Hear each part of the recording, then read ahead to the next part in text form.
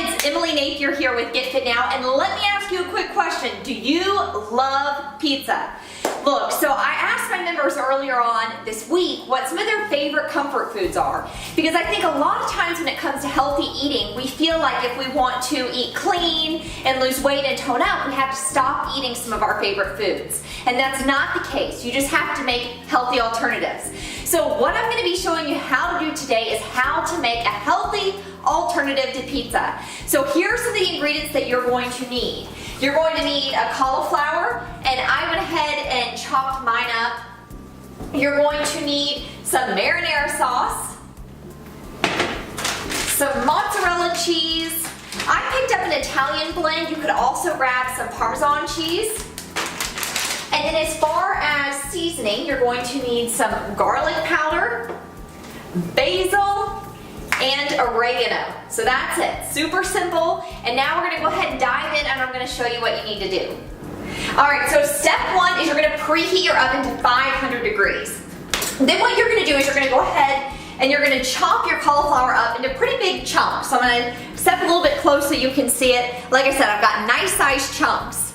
Now, you can do this one of two ways. So if you have a food processor at home, you could throw your cauliflower in there. If you do not have a food processor, you could also use a cheese grater. And what you want to do is you're just going to throw it in, and you want to get it nice and ground up. So let's see, I'm going to throw some in my little food processor.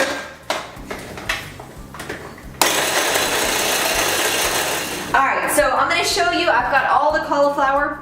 This was one head of cauliflower that I went ahead and threw in the food processor. Now, a critical step that you need to do is make sure you put your cauliflower in a microwave-safe bowl. And you're going to put it in the microwave for 4 to 5 minutes. Then, the next step is you want to make sure you get all of the moisture out of the cauliflower. So you're going to need to grab a plate and put a napkin, paper towel down. And then what you're going to do is you're just going to pour your cauliflower onto the plate.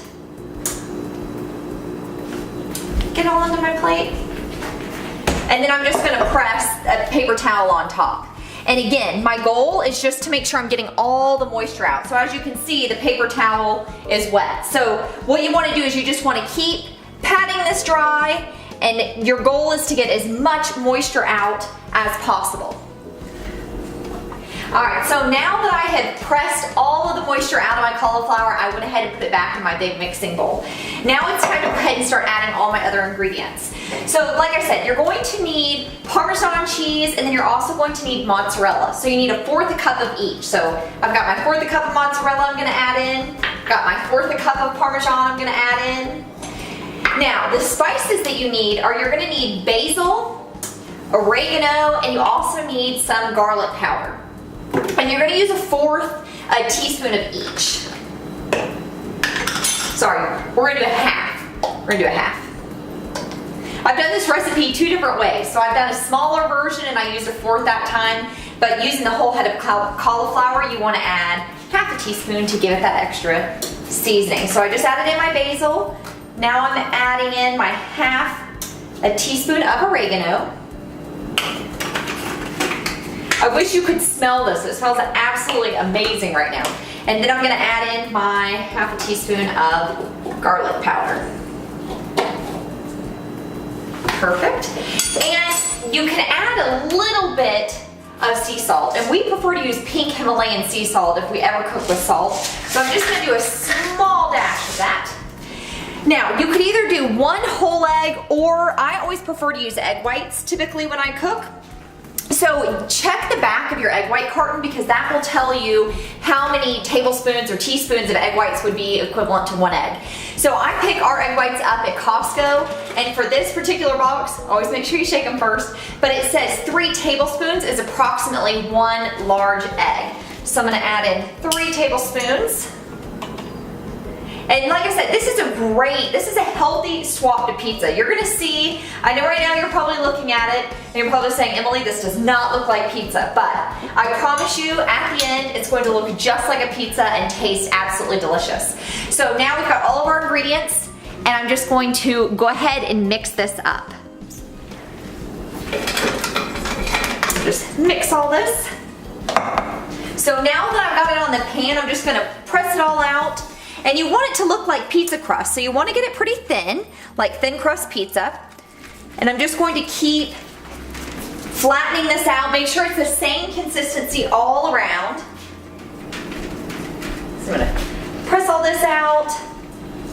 And then we're going to throw it in the oven for 10 to 14 minutes until it starts to get lightly brown. And then the fun part comes of adding different toppings. Alright, so make sure your oven is at 500 degrees, and then we're going to go ahead and put our crust in the oven. Like I said, you're going to let this cook for 10 to 15 minutes until it's light golden brown.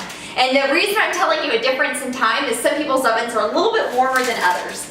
So I think it would be a safe bet to set your timer for 10 minutes, check on it, and if it needs a little bit extra time, you can add anywhere from 1 to 5 more minutes on. Alright, my timer's going off. I already went ahead and checked it, and like I said, what you're shooting for is you want it to be lightly brown. So I'm going to show you what mine looks like. Excuse my parchment paper, but you'll see it's lightly brown. So I'm kind of getting lightly brown around the crust. If you want it to be a little bit darker, you could add, put it back in there for a couple more minutes. Turn my timer off. Now what you want to do is go ahead and turn your oven off and then turn your broiler on. And then what we're going to do is we're going to go ahead and start adding our toppings. So what I'm going to add is marinara sauce, and then I'm going to add my cheese. Now you could also add mushrooms, you could add pepperoni. If you love pepperoni pineapple pizza, you could go ahead and add the pineapple on. So you would treat this just like regular pizza crust and add on all your favorite toppings. And then what you're going to do is you're going to put it in the oven when your broiler is ready for about 2 to 3 minutes. So one of my favorite types of pizza is cheese pizza. I like to keep it simple. Dustin is definitely a meat lover. So if he was making pizza right now, he would definitely be adding sausage, bacon, all kinds of stuff to his. But all I'm going to do is pretty simple. I'm just going to spread my marinara around, and then I'm going to top it with cheese. Like I said, make sure you have your broiler turned on right now, because once we get all our toppings on, we're going to throw it in the broiler for about 2 to 3 minutes. Just to get a nice crunch on top, to melt our cheese and all that good stuff.